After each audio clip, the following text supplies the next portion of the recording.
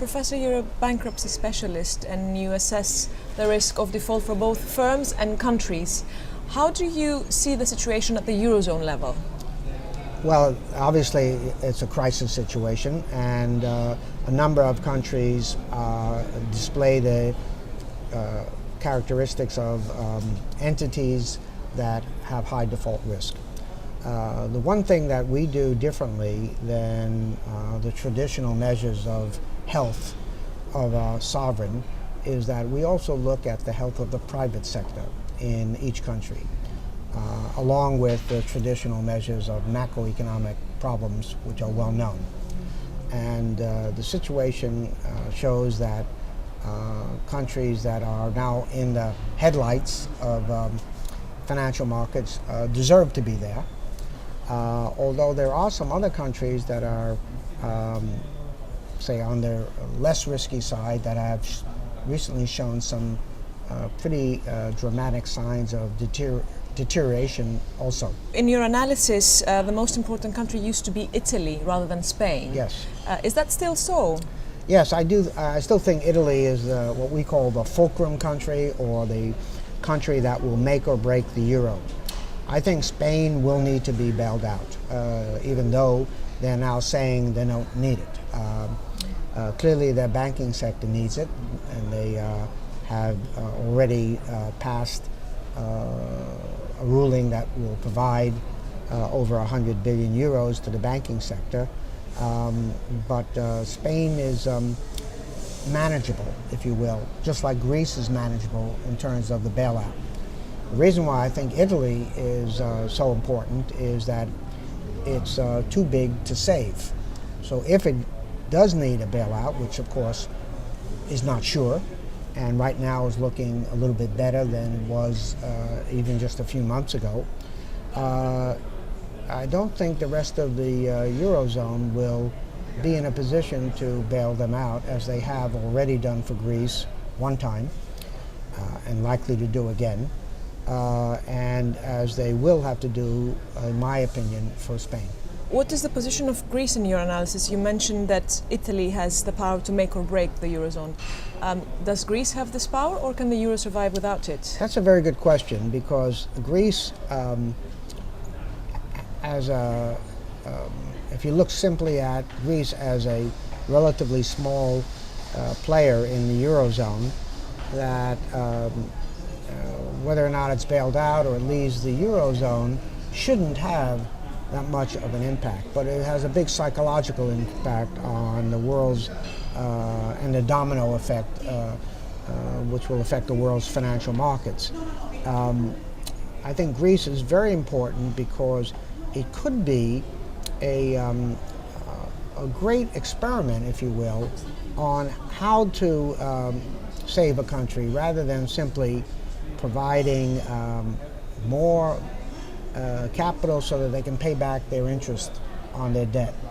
And that doesn't solve the problem of Greece, or if it was Spain or Portugal. What needs to be solved is the ability of the countries to grow.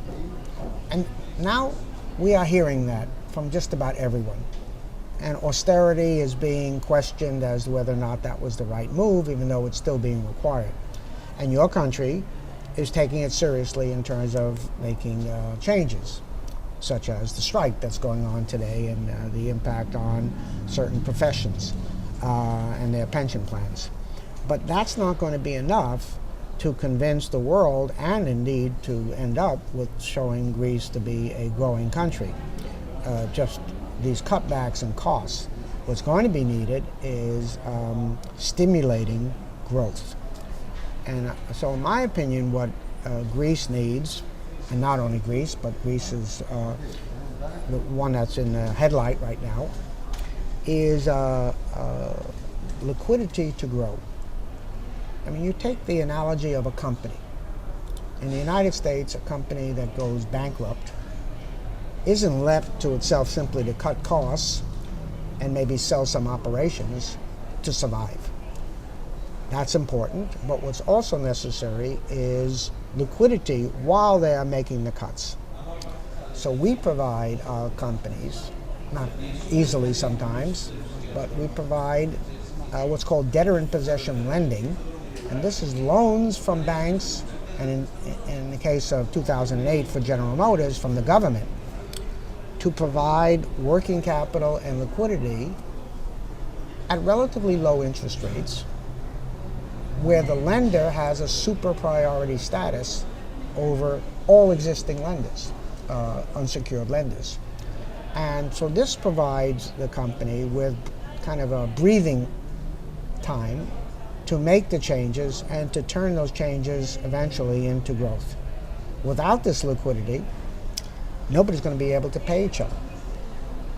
The only thing that can be paid is the interest back to the so-called troika and other institutions that lend them the money. But that's not going to help the fundamental health of the country. And cutting costs, while important, is not going to do it. Is not enough.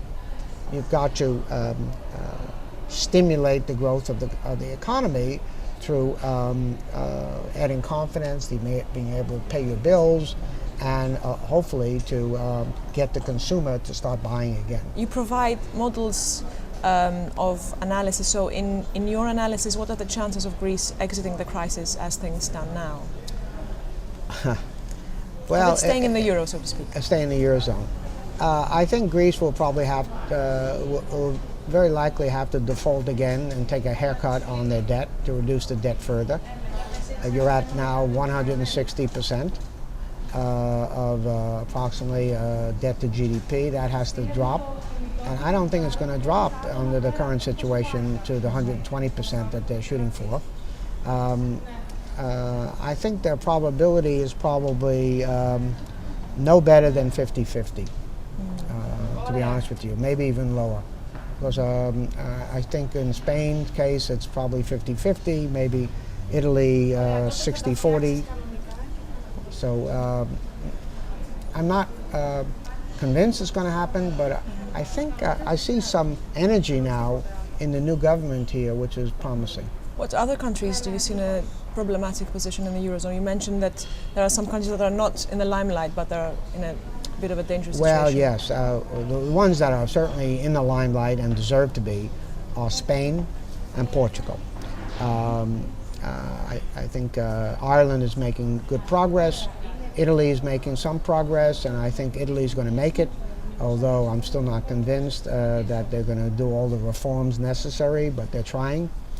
I see a fair amount of deterioration in the private sector health in countries like France and Germany. They're not as healthy as they'd like you to believe, at least by the models that we're looking at, which looks at the probability of default of private sector firms. And it's deteriorated quite a bit in the last 2 years. Your analysis uses mostly the health of the private sector. Correct. In order to assess the risk of default. Yeah. But officially, more traditional macroeconomic measures like debt to GDP ratio are used. Do you think that this means that there is a fundamental flaw in the way that we assess the goals and the progress? Yes, I think there is a flaw in the way we assess the health of sovereigns, in that it is looking only at macroeconomic factors. I don't think those are wrong factors to look at. I think they are correct, but I don't think they are sufficient. So the flaw is the fact that it's too looking at the top level. It's not looking at the bottom up to make and when you look at the top level, you don't instill confidence that you can achieve these goals, because it seems almost like beyond what individuals can achieve very easily. Where if you look at the bottom up, then you can say, well, steel companies or coal companies or retailers, what do they need to survive and how to do it? Somehow you can get your hands around that a lot better than countries. However, that's the standardization. We want to make a change. Hopefully they'll endorse, central banks will endorse this dual approach of micro and macro analysis. Thank you very much, Professor. You're welcome.